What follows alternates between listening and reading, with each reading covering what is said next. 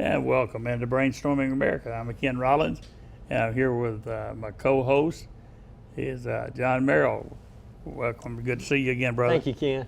You've been traveling a lot since I last saw you. When we was in the last show, we were talking about China. Yes, sir.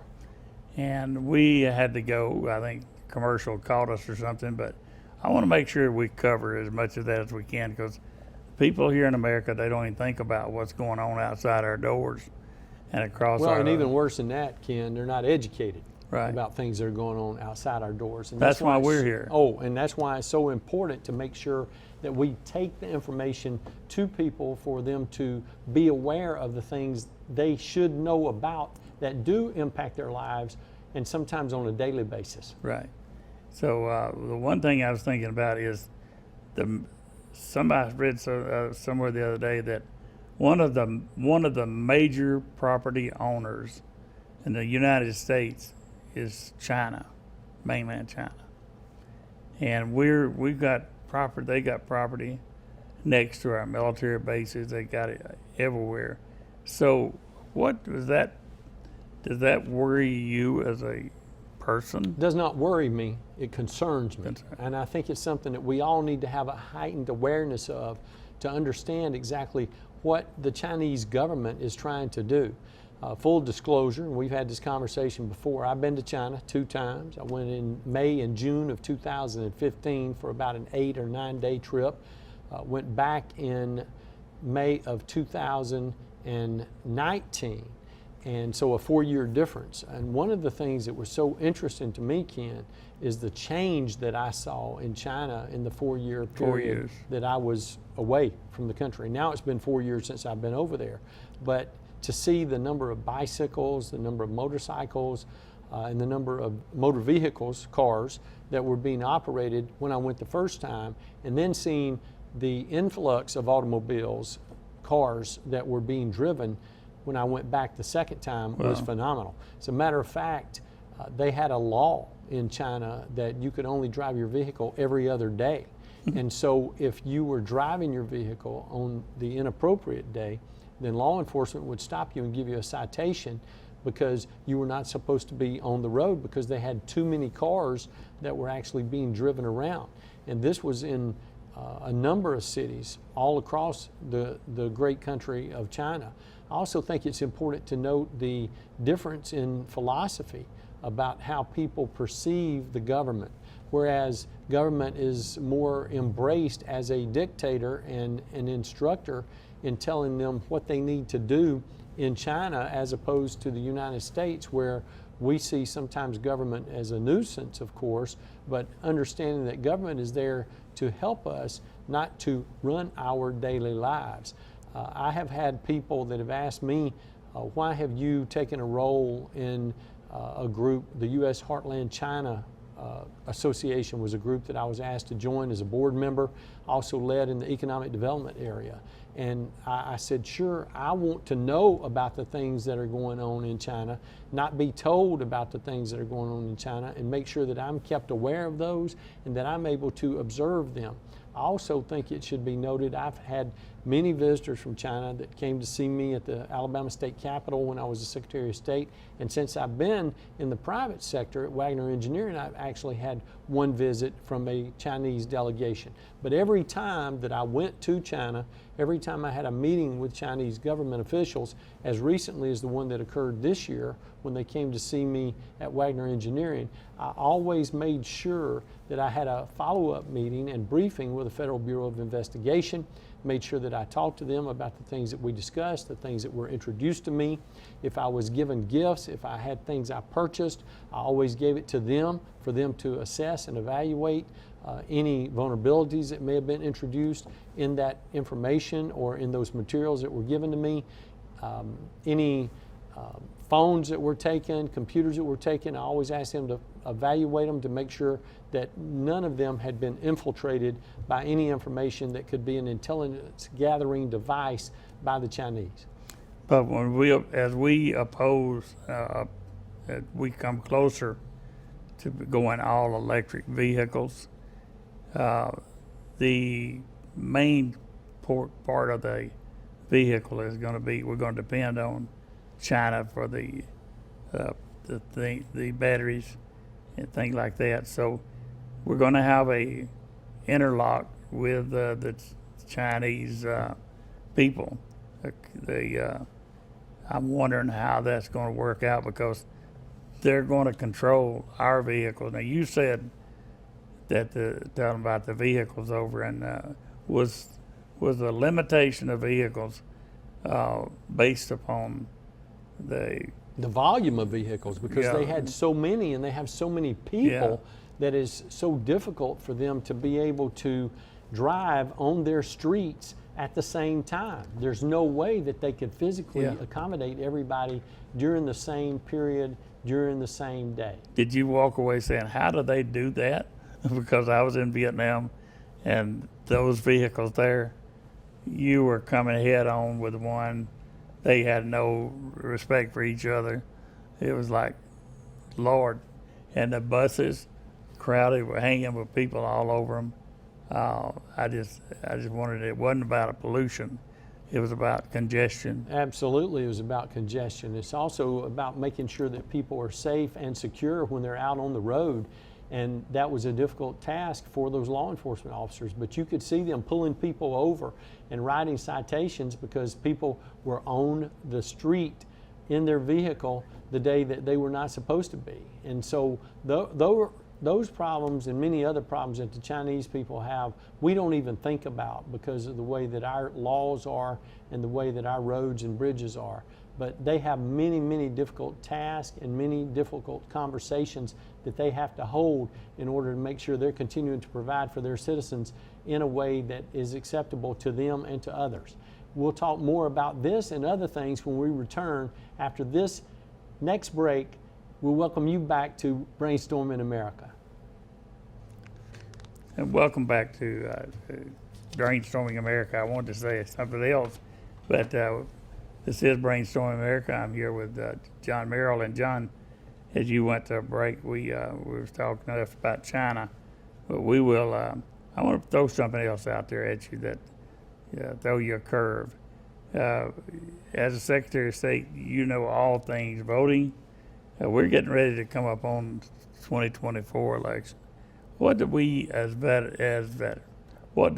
voters need to be on the lookout for? Things that we're going to be.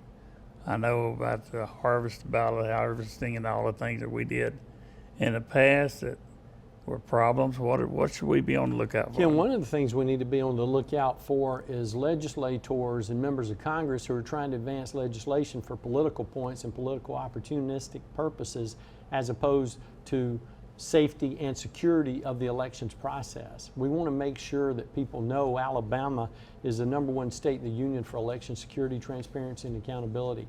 We received that designation during the midpoint of my second term as your Secretary of State. First time in the history of the state that ever occurred.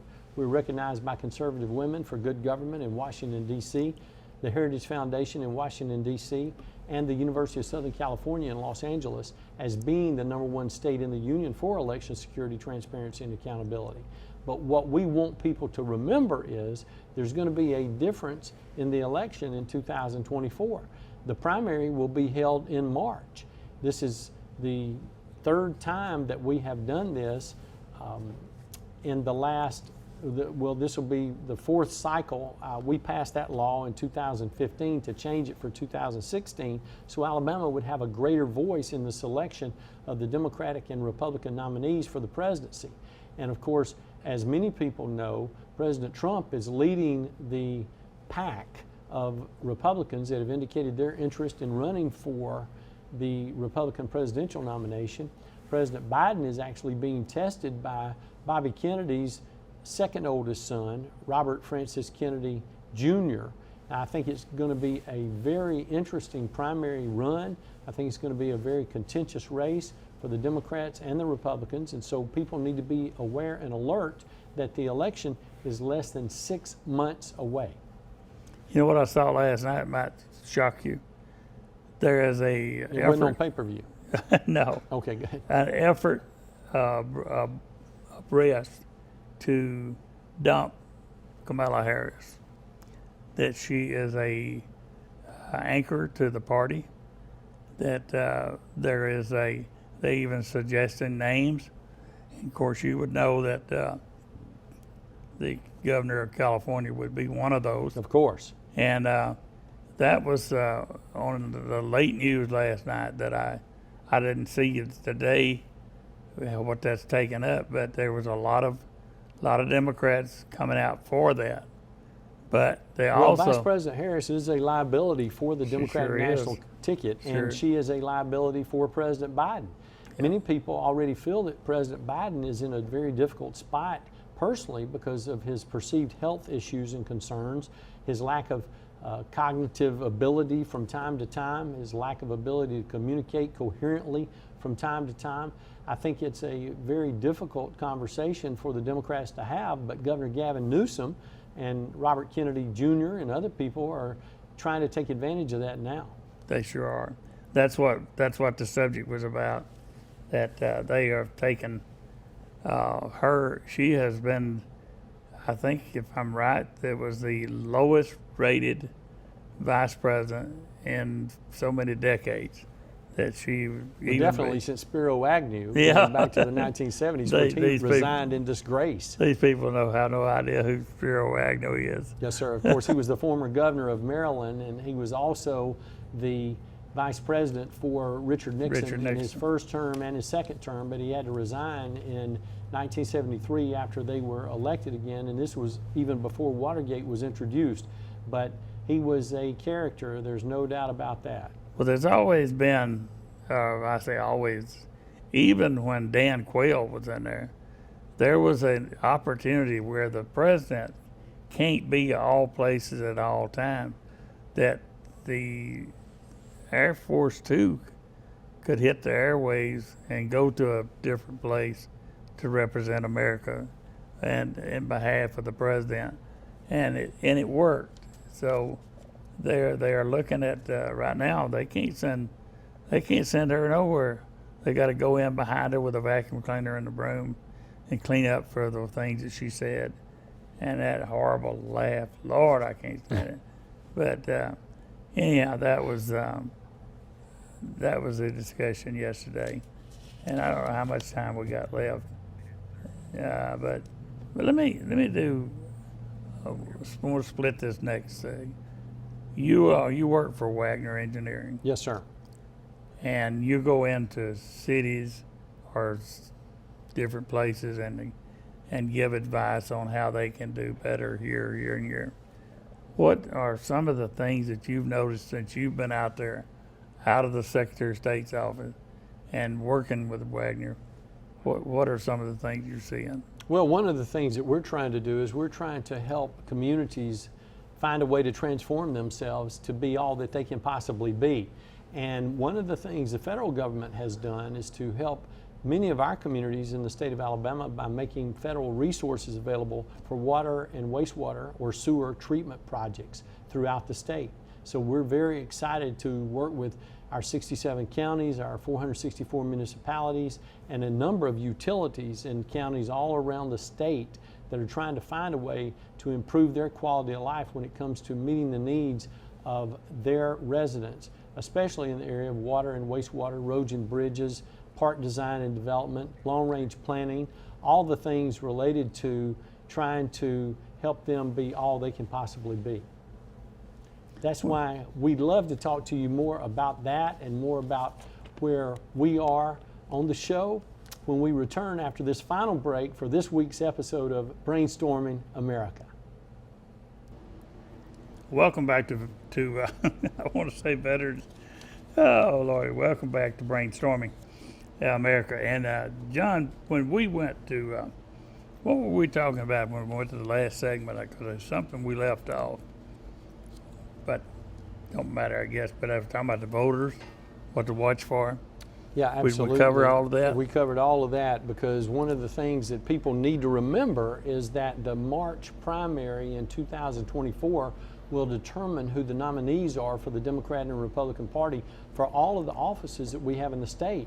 And we have probate judges up, circuit clerks up, revenue commissioners, license commissioners in many places, county commissioners, school board members, in many, many places. And so you need to take care of being aware and alert to who the candidates are in those local races, as well as the presidential races that will be taking place for the Republicans and the Democrats. That's right, because we had people don't realize how important it is for our district courts and things like that locally that we kind of pass over and we don't think that much about them. Could somebody out there in our viewing audience come in and fix my earpiece that keeps sliding off because I can't hear the control room? So, Ms. Jones, could you come in here? And we're going to be something if Ms. Jones walks through the front door, won't we? If she gets here before the show's over, I'm going to be impressed. Yeah, I took, we talked about the redistricting, but I had a take on it that I've been watching California head south. They're bringing their liberal views into Tuscaloosa and the different places that the sweet Alabama. They're moving out of the left-leaning districts, and they're bringing their beliefs with them. They're going to bring their beliefs to the voting table. What do you think that's going to do with our? We consider ourselves a conservative state, but we're fixing to fill up.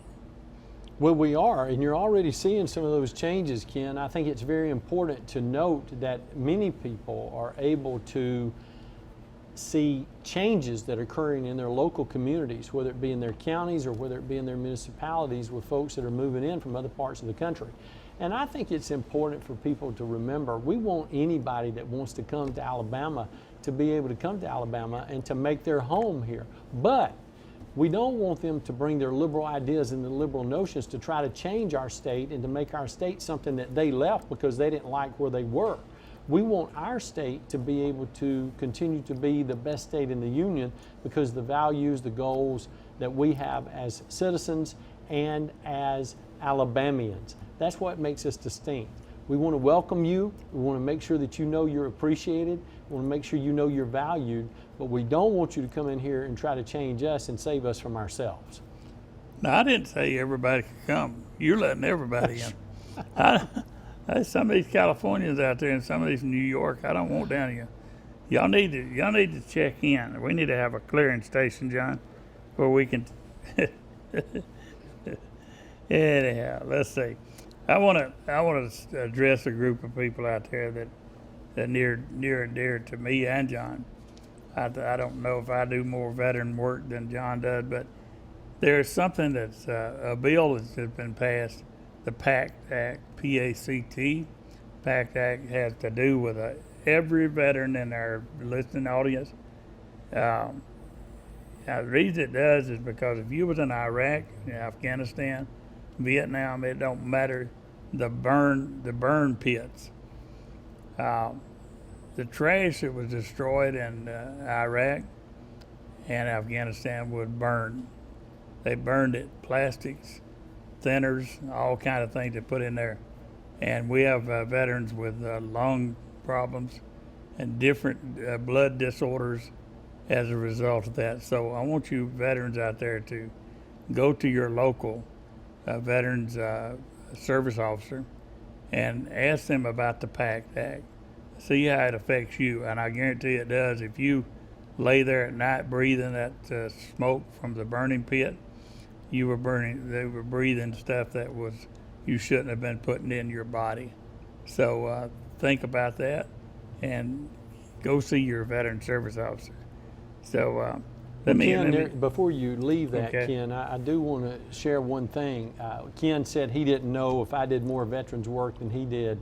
I want to make it clear to all the viewers, I don't know anybody in the state of Alabama that works harder for veterans on a daily basis than Ken Rollins. I don't know anybody that has been more impactful in the lives of veterans in the state of Alabama than Ken Rollins. I don't know anybody that cares more for the safety and security and the health concerns and the future of veterans and their quality of life than Ken Rollins. So let me clear that up real quickly. Let me also say that there are a number of people that if Ken does not feel that you're doing what you need to do related to your service for veterans, especially elected officials, you're going to hear from Ken Rollins, and Ken Rollins is going to make sure that you're giving it the attention that it deserves, because we need to protect these people who have given, in many cases, their lives, in many cases lost their eminent quality of life because of their service to our country. And I think it's very important to understand that if we don't take care of them now, we're not paying our debt back to them that they actually already paid for us. So we have to have a strong commitment to our veterans and to their lives and to their families because of the sacrifices they've already made. Thank you so much, John. That means a lot. A lot of these politicians would meet, we'd go over to the different places and have the wine and cheese, and they go, well, I support veterans. Don't tell me that, because you know the first thing I'm going to say is, what do you do when you say you support veterans? How do you support that? Yeah, this is that call we've been trying to come in on. That's the one that was calling to me. This They is want to know that they're helping you veterans. folks out there see this number. This is what you call spam. That 800 number. I want to get. I'd love to get one of those people on here, because I have fun with them. Because they'll tell me that they want to sell me some insurance. Well, one thing about it, when you get through with them, they'll be supporting veterans. There's no doubt about that. Yeah, they call me and they want to talk to me about my insurance, and I say, I don't have car. I don't have car. You don't have car? No, have car. Don't have car. Don't have license. Can't drive. And DUIs and that kind of thing. And so I have fun with them. So you folks out there, when you get those calls like that, talk to those folks. And tell them that you don't have. If they're trying to sell you health insurance, say, oh boy, I need to talk to you. I got a bad heart. My lungs are gone. But they hang up on you so fast. Well, what we want to make sure that you do is that you talk to your neighbors and your friends, and you encourage them to continue to watch and to support every episode of Brainstorming America, because we want to continue to bring this show to you so we can help you understand the issues that are so very important to you in Alabama and in our nation. We are excited to have you as our guest each and every week, and we'll see you next time on Brainstorming America.